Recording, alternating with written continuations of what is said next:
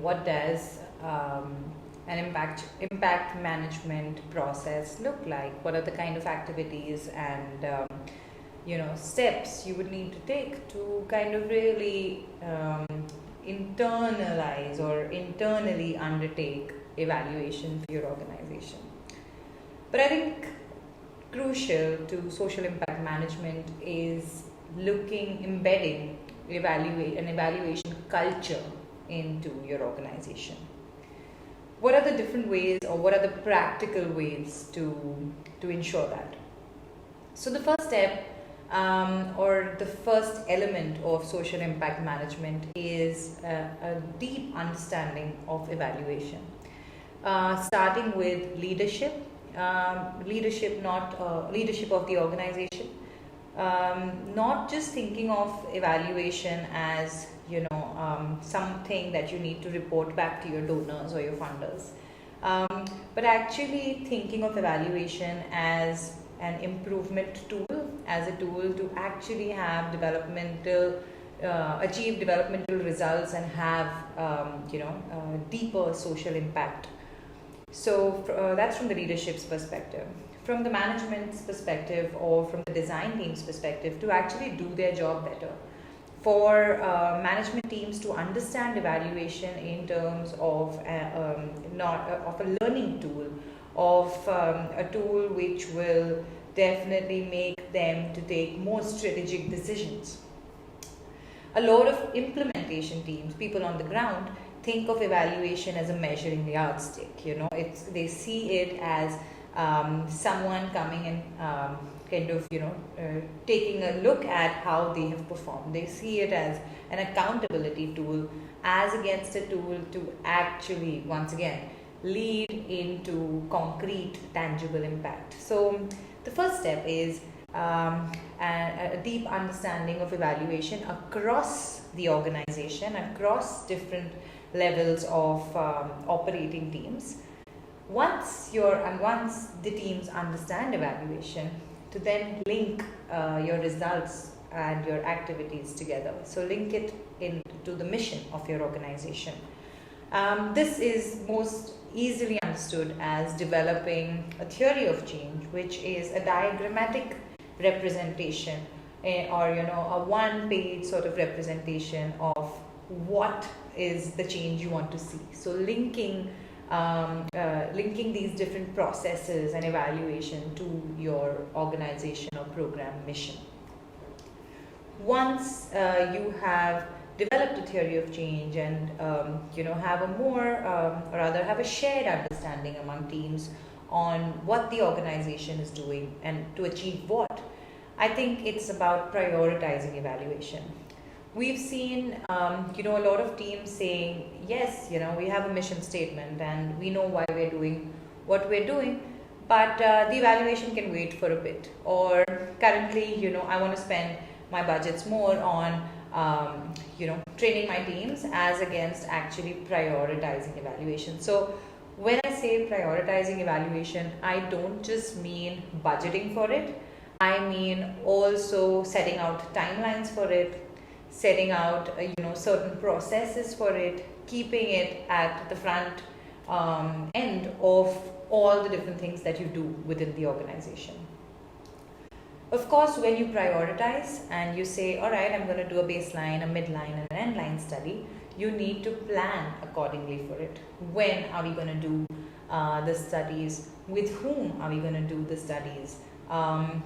So that means, of course, setting out timelines, but also having a good sampling frame, also looking at who's going to do it. Who's going to implement these studies? Is it going to be ongoing? So taking multiple decisions on how your evaluation is actually going to be implemented or undertaken. A crucial part of, once you've prioritized it, once you've planned for it, and you have some sort of structure that you'd like to do, is budgeting for evaluation. And not just budgeting to, commission external teams, but also within your organization, what kind of budgets could you put out there to ensure that you're getting, appropriate data to make evidence-based decisions. You would also need a team, like I mentioned in the earlier modules. Evaluation is not just one or two people's job, it's the entire organization team's job. But however, you need to have some drivers of evaluation, which means you could have someone from the leadership, you could have someone who's responsible from the managerial teams, you should have some implementation team people part of your sort of evaluation group, or how do I say, your M&E team should not just comprise of development researchers and evaluators. It should have people from all different functions of your organization. And most importantly, also from the community, who is going to work with your evaluation teams from the communities or the beneficiaries that you work with, because you need those voices also. Once you've, just going through the cyclical process, once you have evaluation or monitoring and evaluation being undertaken in your organization, how do you make evidence-based decisions, or how do you use the results or the data that is being provided or thrown at you through these different studies? So I think using results is very key. So you need to, when you're prioritizing and planning for evaluation, you also need to have certain processes on using results. And we're going to talk about the ways you can use result, but you should have some thought in mind that I'll use the results to, provide feedback to my implementation team. I'll use the results to make some strategy decisions or allocate resources better. I'd probably use the results to kind of actually bring in other kinds of stakeholders or voices. So, thinking about what you're going to do with the data you have is crucial to ensuring that evaluation is embedded in your organization culture. And finally, the only way we would kind of continue to undertake evaluations, to make it part of our organizational ethos, is to continuously try and realize benefits from this process.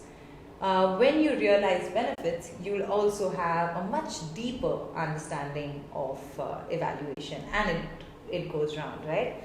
So at the end of this slide, I think what we should take away from this is approaching evaluation in a very step-by-step sort of cyclical process, which will ensure we have higher social impact. So what are the essentials for a strong M&E system? One is, and we're going to start with a lot of practical work after this module, but the first thing is have a strong strategy and design, where you're outlining very, very concretely the scope and objectives of your investments and your strategies. So a strong strategy and design matched to results, or rather your results shape your strategy and design. The next is to ensure or to get adequate information on whether your strategy and design is leading to results is information and data. What kind of data do we need and how are we going to collect that data is very, very important for us to identify. We spoke about this, but the drivers of evaluation, the human resources in our organization, who are not just in our organization, but also whether it's community members, whether it's our beneficiaries, whether it's government officials, whether it's our partner organizations, we need multiple stakeholders to come together to not just building the findings, but also using the findings. This is a word I think you're going to hear a lot. I mean, these are three words you're going to hear a lot, but evidence-based decisions, right? Having a strategy for using the results and incorporating recommendations into design. Like not just saying, okay, I'm going to collect data and then I'm going to make a report, but actually thinking of the long-term sort of use of it. Like what are you going to do with the data that you collect? And also looking at the capacities of your organizations. If you're a smaller organization, you might not have that big a budget, but recognizing the capacity and working around that to make a strong M&E monitoring and evaluation framework for your organization. Before really, deep diving into practically starting to design, build, and operationalize an M&E framework, I think I would like to put this out there that a strong M&E framework or a strong evaluation study depends on the rigor of various components.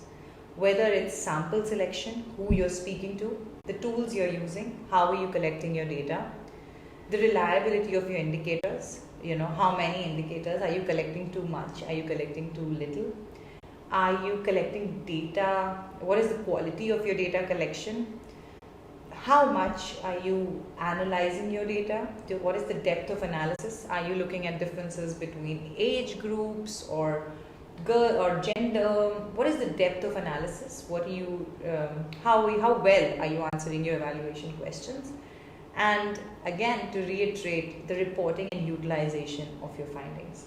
And that's what makes a strong M&E framework. We will be looking at each of these components. How do you do sampling? What kind of tools can you use?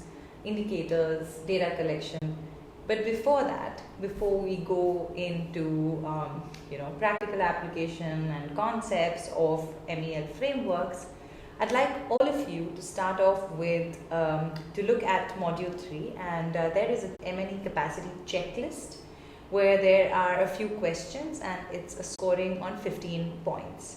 So maybe this is like your baseline or your organization's baseline. I would like you to fill that in and come up with a score for your organization on 15 points and answer those questions. And if there's any sort of feedback or realizations from answering these questions, we'd be happy to hear from you. So on to Module 4, which is all about the theory of change. Thank you.